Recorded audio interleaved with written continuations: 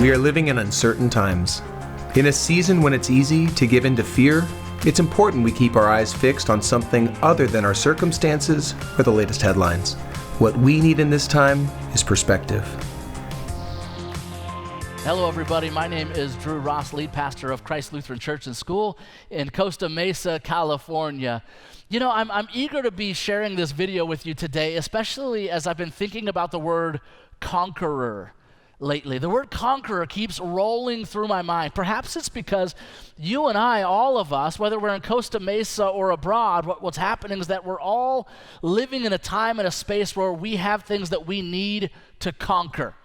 And I guess I would go so far as to say this too. I can think of no better place to find somebody who is a conqueror than to look at the body of Christ, those who are followers of Jesus, because we are conquerors. We are created to be such. Makes me think of the story of Gideon. Some of you might remember this in Judges chapter 6 through 8. Now, here's what you need to remember about Gideon. One of my favorite stories throughout the entire Bible is this. Gideon comes from the weakest clan of all of Manasseh.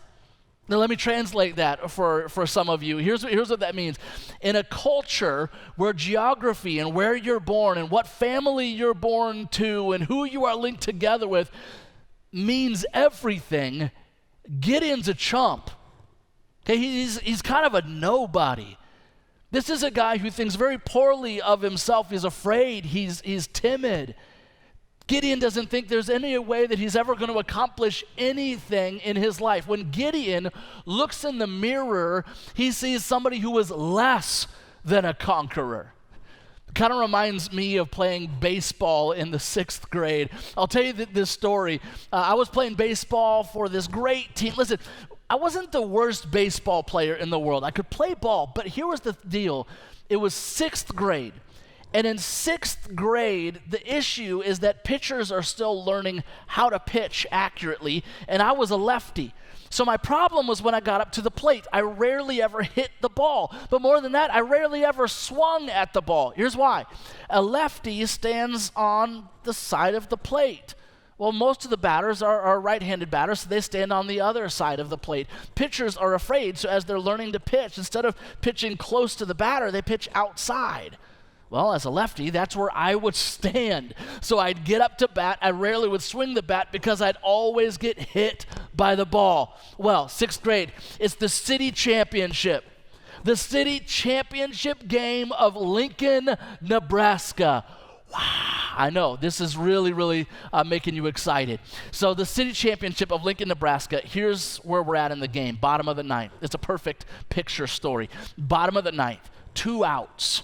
Runners on 1st and 2nd. I'm standing up at the plate. Full count against me at this point. And I'm nervous because I think this is not my game.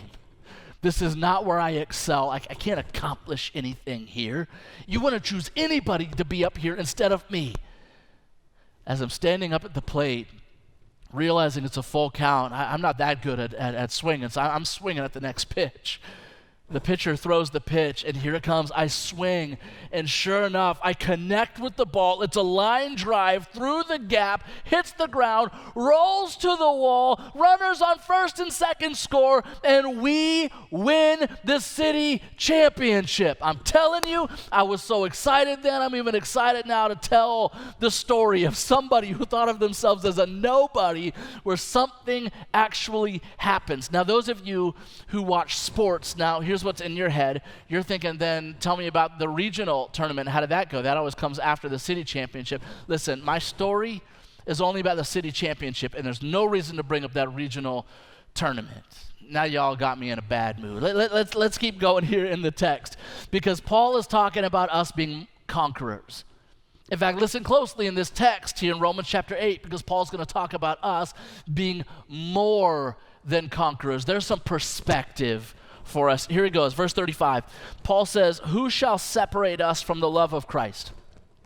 shall trouble or hardship or persecution or famine or nakedness or danger or sword. So notice he asks this question, and now he answers his own question in verse 37 rather emphatically. He says, no, in all these things we are, listen, more than conquerors. More than conquerors. Here's now how. It's not by you. He says, but through Christ who loved us.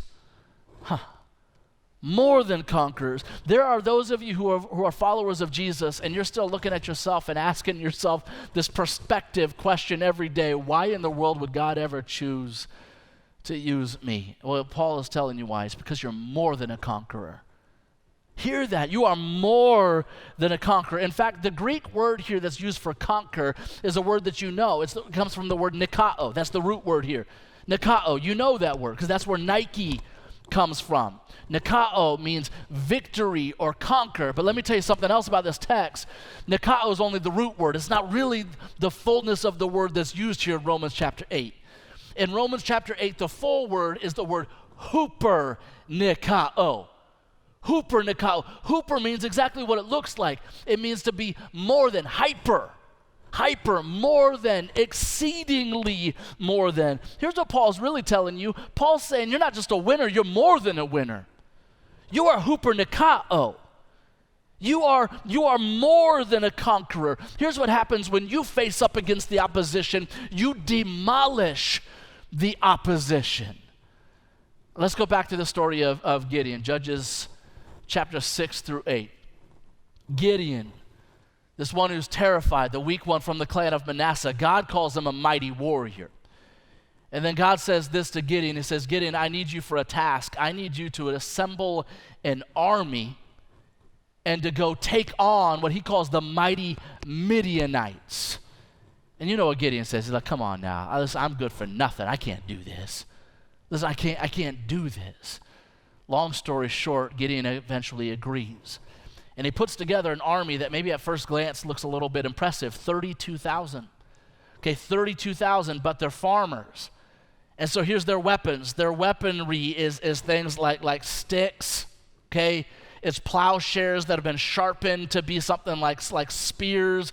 It's slingshots. So now you've got 32,000 untrained soldiers because they're farmers standing there with sticks and stones. You think they're going to go break some bones. And now here's who they're facing. They're facing the Midianites. I'll tell you a little bit about them. There's 135,000 of them.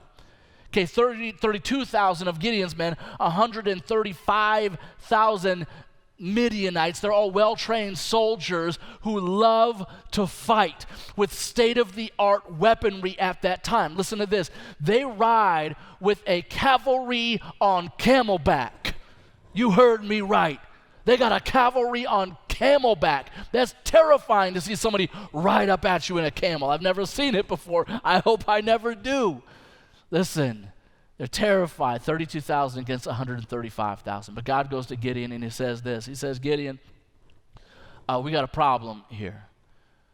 You got too many men. Gideon said, what do you mean I got too many men? God says, listen, if any of them are fearful, you need to go talk to them and tell every single one of them that have fear in their heart, it's time to go home. So Gideon does that. You know how many of his 32,000 leave? 22,000. You can do the math. He's got 10,000 men left to go up against 135,000 Midianites. His perspective is skewed here. But then God comes to him again and says, Gideon, listen, I got another problem. You still have too many men. So this time he sends all of Gideon's men down to a brook, some water. And by the way that they drink water out of the brook, he sends another group of them home. You know how many Gideon has to send home? 9,700. He's got 300 men left. God says, all right, now you got the right number. But there's another problem here, Gideon. You can't take any weapons with you. In fact, your 300 men, they can take with them a torch, a bowl, and a horn. And here's what I want you to do. I want you to go surround them at nighttime. Go surround 135,000 Midianites. Now, you'll need to spread out quite a bit. You only got 300 guys. Spread out. And when I give you the go, you toot your horn and you scare the bejeepers out of them. Listen, I think it says that in the Hebrew in the text. I'm pretty sure it says that. Scare the bejeepers out of them. So that's what Gideon's men do. They toot their horns, and all the Midianites in fearfulness turn on one another, and they completely demolish one another. Here's why I'm bringing this up. That story is Hooper Nikao. That story is about those men becoming more than conquerors. Here's Jesus' perspective of you. You are Hooper Nikao. You've got this. He's saying even in the midst of pandemic or living in a world that seems different and challenging, here's your new perspective. You are Hooper Nikao. You are more than a conqueror. That's who you are in Christ Jesus. Now with that in mind, I'm telling you, look ahead at your week. Look ahead at your week, and maybe I'll tell you, it might be challenging. You might be looking at a week where you need to figure out how to do schooling a little bit differently. You need to figure out how to work differently this week. You might need to figure out, how can I teach my kids this week? How can I lead my organization this week? You might be sitting there thinking, how in the world am I going to find some toilet paper to buy this week? Maybe that's where you're at, but you can approach this week knowing this. Here's your correct perspective. You are Hooper Nikao. You are more than a conqueror. And through Jesus, you got this, Costa Mesa. Thank you for joining us for Perspective. We are a group of pastors and community leaders from Orange County who are pulling together to provide a fresh take on the crisis unfolding around us. We invite you to join us each morning for a new perspective on this ongoing pandemic.